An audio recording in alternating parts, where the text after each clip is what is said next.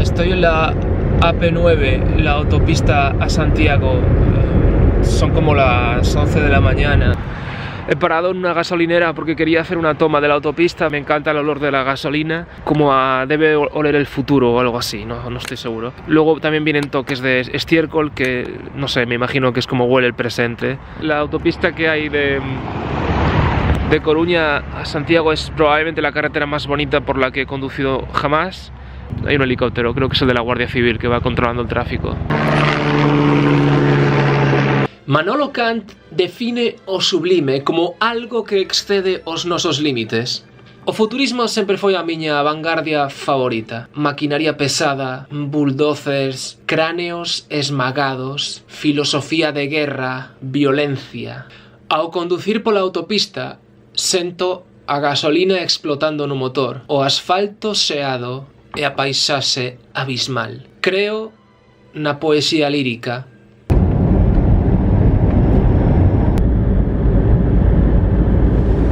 Ha sido súper difícil aparcar, no sé cómo es posible porque hay no sé, es como más grande incluso que el museo, el parking. Se entra por allí. ¿Puedo hacer zoom? Ah, sí que puedo hacer zoom. Solo tengo respeto por dos cosas en el mundo.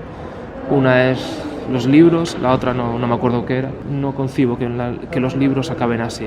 Una de las cosas más siniestras, más raras de la madurez es la preocupante cantidad de adultos que se creen que son escritores, ¿no? Entonces yo sé lo difícil que es publicar un libro, sé lo difícil que es salir adelante escribiendo, y que acabe un libro así me parece muy triste.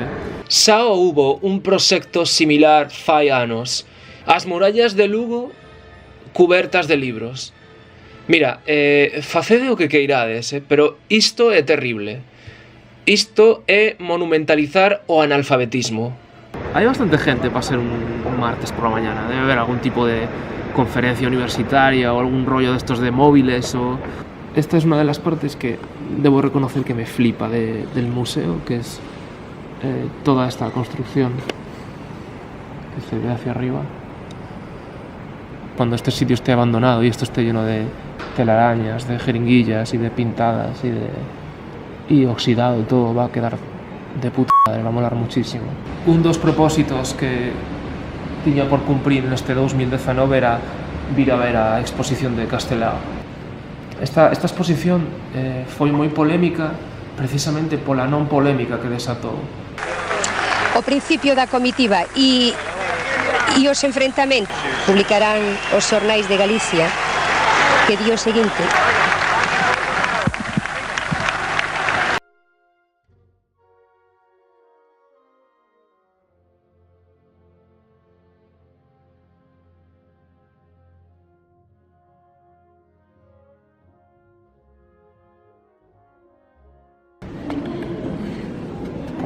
el hombre trabaja con el sudor de su frente y el esfuerzo de su brazo.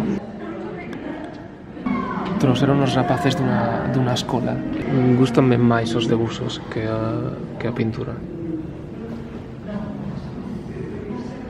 Creo que Castelao era un debuxante máis que escritor ou máis que pintor.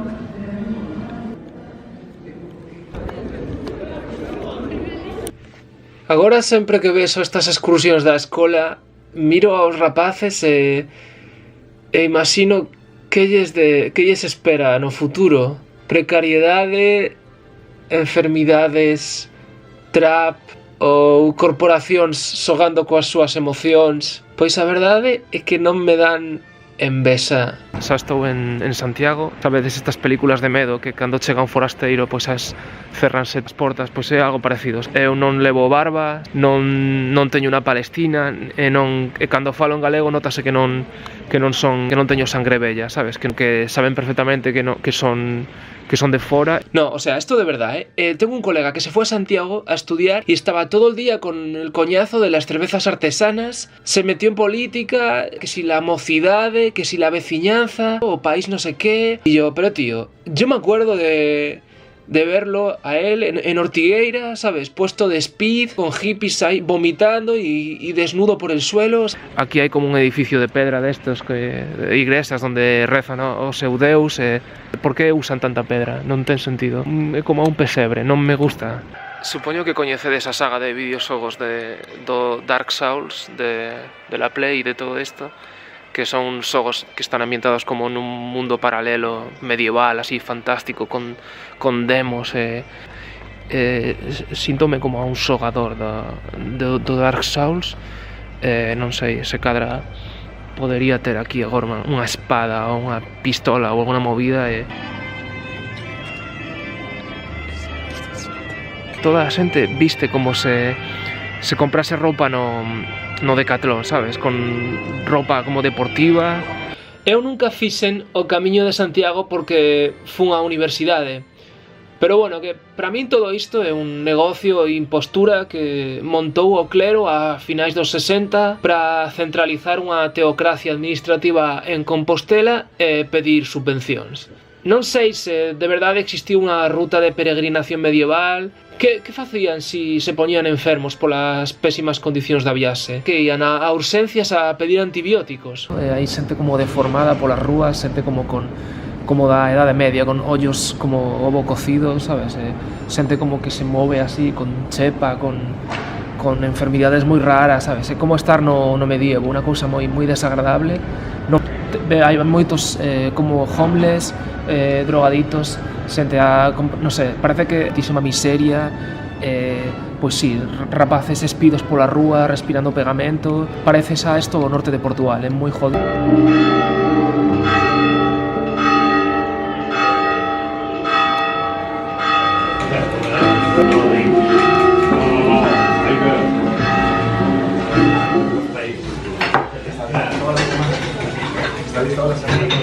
Pero está por aquí a figura que pintaron como se fose un muñeco de Kiss.